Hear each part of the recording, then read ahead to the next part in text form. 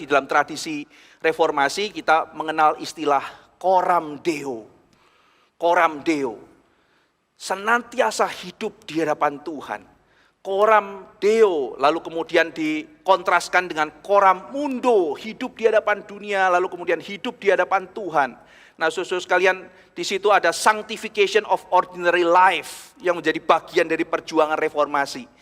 Kita itu hidup di hadapan Tuhan, bukan dilihat oleh manusia. Kita mencari approval dari Tuhan, bukan mencari approval dari manusia. Maka saudara sekalian, orang yang hidup di hadapan manusia, orang yang dalam bahasa Alkitab takut kepada manusia, itu akan sering khawatir.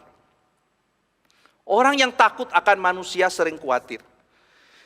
Karena saudara, mereka mencari kefondasi dari penerimaan itu kepada manusia yang berubah-ubah. Manusia itu bisa terima kita, bisa tidak, bisa berubah-ubah. Jadi mereka menggantungkan sekuritas hidup mereka kepada sesuatu yang berubah-ubah, yaitu penerimaan orang lain.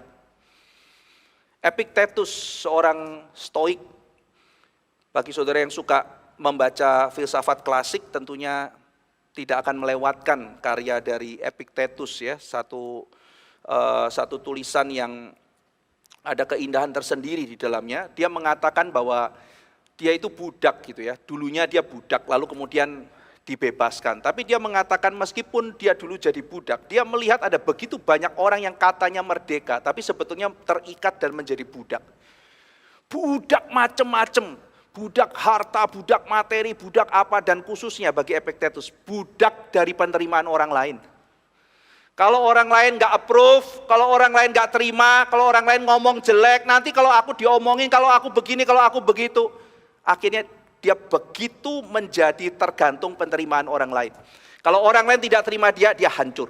Saudara, saya tidak mengatakan, oh kalau begitu saya tidak usah peduli apapun perkataan orang lain. Saya keluar aja, gak usah sisiran, gak usah keramas, gak usah apa. Tidak peduli semua orang mau ngomong apa. Mau orang bilang saya bau, saya apa, tidak peduli. Bukan begitu. Kita juga perlu mendengar perkataan orang lain. Kita juga perlu mendengar masukan orang lain. Kita juga boleh mengharapkan orang mempunyai respon positif terhadap kita. Itu sesuatu hal yang wajar dan normal. Tetapi kalau akhirnya sekuritas hidup kita digantungkan kepada penerimaan orang lain, maka saudara tidak mungkin hidup menyenangkan Tuhan. Karena saudara lebih takut pada manusia daripada takut akan Tuhan. Ketika Tuhan mau saudara berdiri dan mengatakan sesuatu yang tidak disenangi oleh orang lain, melakukan sesuatu yang tidak disenangi oleh orang lain, sesuatu yang ketika saudara lakukan, saudara tidak akan di-approve, tidak akan dipuji, tidak akan diagung-agungkan, maka saudara akan takut melakukan itu. Edward Wells menulis 2 buku, temanya tentang bagaimana orang bisa lepas dari takut akan manusia. Saudara bisa cari di Momentum, sudah diterjemahkan. Dan salah satu bagian yang saya kutip adalah dia mengatakan untuk kita bisa lepas dari kekhawatiran takut akan manusia, orang perlu belajar takut akan Tuhan. Sehingga akhirnya memindahkan need. Orang lain tuh kita need, ayo puji saya, ayo terima saya. Ayo saya kepengen diterima oleh kamu, kamu puji saya. Dari need menjadi love.